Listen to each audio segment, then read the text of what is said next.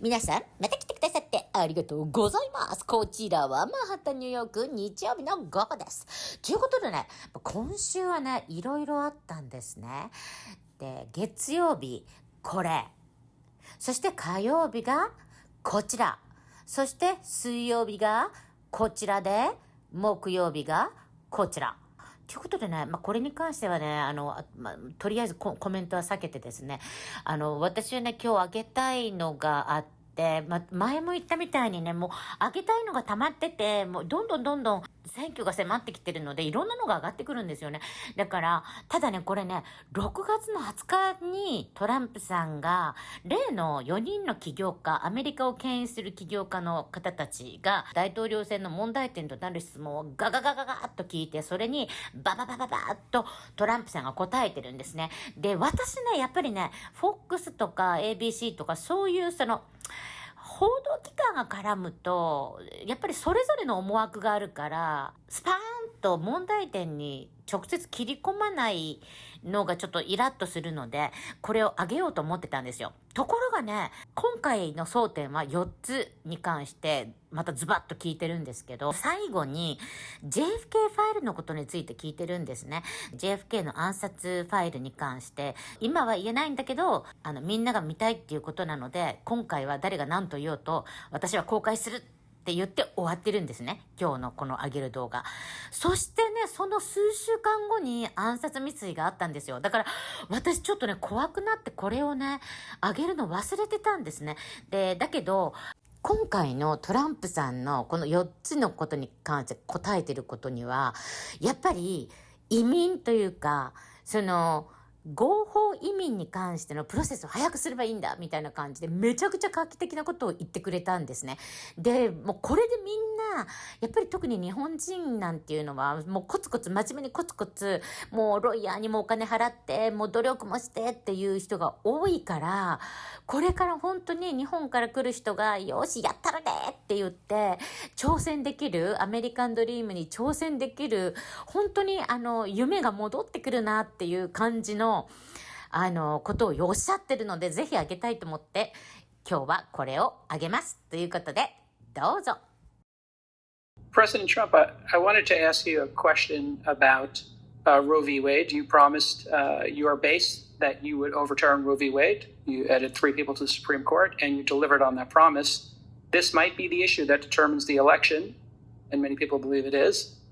Are you going to do a national abortion ban? Would you support that, yes or no? So I don't need a national ban because it's up to the states. Right now, what I did is something that people have wanted to do from day one. 51 years it's been going on. And if you remember, over the years, you're too young, but over the years, all they wanted to do is they wanted to take it out of the federal government and move it into the states. And I got that done with the selection of 3 great justices. I got it done. And it was a big thing. But I will say over the last 10 years, or maybe a little bit more than that, they started talking about the number of weeks and this and that. A lot of different subjects came in. It was no longer just simply bringing it back.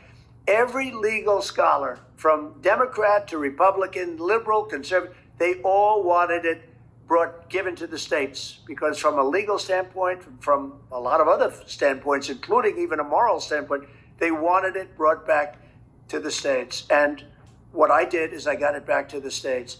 And now the states are in charge, and the people are voting.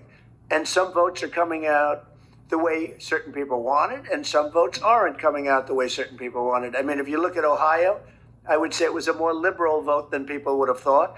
And you could say that for Kansas. And then you look at Texas, it was a different story. But the people of the states have got that issue now, and they're voting.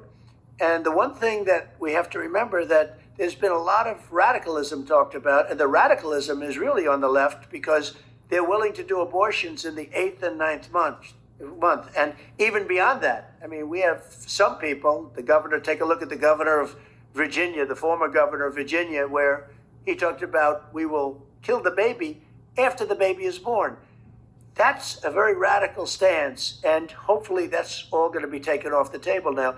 But just to put it simply, it's now up to the states.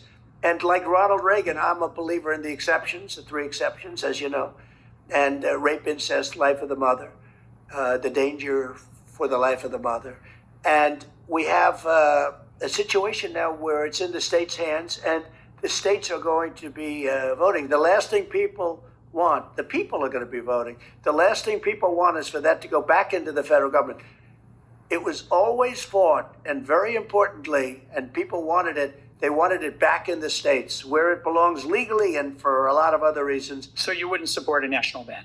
No, I wouldn't support a national ban. No, I would not. I haven't had a chance for you to speak to the border situation yet, so I want to give you a chance to address that, because that's always been really one of your main issues since 2016. You wanted to build a wall. The Democrats did everything they could to thwart that. You built the wall, but then Biden left a bunch of holes in it and then sold off the parts for scrap metal.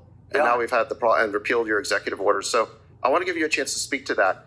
But one piece I want to just add in as a follow-up question is, a lot of tech CEOs say, if we fix the border, can we get more H-1Bs for tech workers? So can you address that as well as what's going on at the border?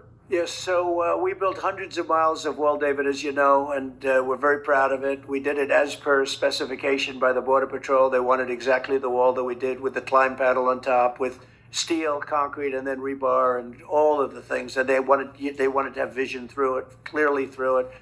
And because I thought about concrete plank, frankly, going up 40 or 50 feet, and they didn't like that. They wanted to have vision through, and I understood that too. I sort of disagreed with it, but that's okay. We actually brought climbers in, Mount Everest climbers, to climb, and we built a very hard wall to climb. It's a very effective wall. We bought about 200 additional miles, and it was ready to be put up. Could have been put up in 3 weeks, maybe 4 weeks. But Biden, they didn't want to put up those slats that were going up routinely by us. That means you had gaps. You had, as an example, you had gates in certain area that we put up. We were going to put up big, powerful gates that we could open, and you could let equipment through, et cetera, if you needed it. And they got rid of everything. They sold it for 5 cents on the dollar, much of it, 5 cents on the dollar. I said, I can't believe it. And that's the first time that I said they're serious. They actually want open borders. They want an open border. Nobody could believe it. I couldn't believe it. Because I never believed they wanted an open border, because who would be stupid enough to want an open border? Look what's happened with an open border. I was very proud of that. We had the safest border in the history of our country, and now we have the worst border in the history of the world. We had a safe border. I had a remain in Mexico policy, catch and release in Mexico, not in the United States. Everything was so good. And now you look at what's happened. We've been overrun. It's an invasion of our country by people. Many people come out of jails and prisons. They come out of mental institutions, insane asylums, and we have terrorists coming into our country at a level that we've never seen before. It's a very sad. I never understood why the wall was so controversial. You know, every country needs to have a border, and a wall is a really good way to enforce a border. I never understood why they were so animated about stopping you from building the wall after you ran on that issue in 2016. They held you up for years with litigation. And then, like you said, they wouldn't just finish the little pieces of it, and they left big holes in it. And I think you're right. The only conclusion is they want an open border. I mean, how else do you explain it? They want to destroy our country. You know, the fact is, it's incredible. The big mistake I made, I should have said, I will not build a wall. We do not want a wall. And that wall would have gone up in 15 minutes. The more important point, I think, Mr. President, is we need high-skilled workers in this country. Yes. We need to recruit the best and brightest from the world. Every time we get somebody super intelligent from India or Europe, any country, that's 3 of us are immigrants, sir. Yeah, and 3 of the 4 here are immigrants, the ones without the ties. And we can get these great people into our country, and that's a loss for our adversaries and our competitors, and it's a gain for us. But I've never heard you talk about this. Can you please promise us you will give us more ability to import the best and brightest around the world to America? I do promise, but I happen to agree. That's why I promise. Otherwise, I wouldn't promise. Let me just tell you that it's so sad when we lose people from Harvard, MIT, from the greatest schools, and lesser schools that are phenomenal schools also. And what I wanted to do, and I would have done this, but then we had to solve the COVID problem because that came in and, you know, sort of dominated for a little while, as you perhaps know. But what I want to do and what I will do is you graduate from a college, I think you should get automatically as part of your diploma a green card. to be able to stay in this country. And that includes junior colleges too. Anybody graduates from a college, you go in there for 2 years or 4 years.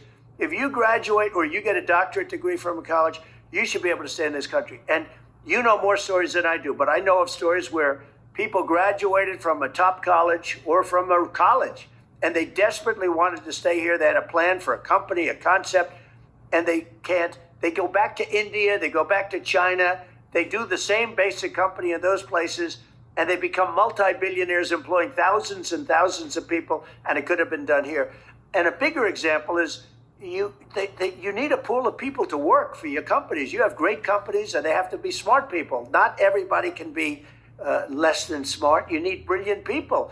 And we force the brilliant people, the people that graduate from college, the people that are number one in their class from the best colleges, you have to be able to recruit these people and keep the people. It was such a big deal. Somebody graduates at the top of the class. They can't even make a deal with the company because they don't think they're going to be able to stay in the country. That is going to end on day one. That's fantastic. Yeah, that's great. Well, I think we That's all fantastic. wholeheartedly agree with that. Being in the tech industry, we understand the importance of that. They're telling us that you have to go to dinner, Mr. President. So thank you so much for spending so much time with us. We really appreciate it. It's been great having this Wait, conversation hold on. with you. I'm sorry. I have to ask, sir. I have to ask one question, sir. When you got elected in the 2016 election, you said the first thing or one of the things you wanted to do was release the JFK file. And then you said later, I saw it and I wasn't really ready to do it. And then I saw a clip where you changed your mind and you said, I think we're ready to see this file. And I'm just curious. What's in it? No, Tell us right now. What happened? Like what?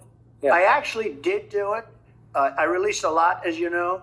But when it came to the whole thing, I was hit by some people that worked for me that are great people that you would respect. And they asked me not to do it. And I'm saying, why? Tell me why. And they said, sir, I think it needs a little more time. And I released a lot. But I said, if they feel so strongly, I respect the people and would have done that again. But this time, I'm just going to do it. RFK says the CIA killed his uncle. Do you believe that? Well, this wasn't CIA that asked me, but I think CIA was probably behind it. It's going to be done early on. A lot of people want to see that. But whatever it is, it'll be very interesting for people to see. And we're going to have to learn from it. Promise us you'll come back again, Mr. You know, President. there are This has been a other great things hour. we're going to release, too. We're going to release Oh, really? Like amazing. what? What else do you got? We'll talk to you about it off camera. Aliens? By the way, I generally speaking, and there are reasons not to release certain things, obviously, but I generally, it's transparency, and I think it's important that we release that. And there are other things, too. People, more than anything else, they want the JFK files. We're going to release that immediately.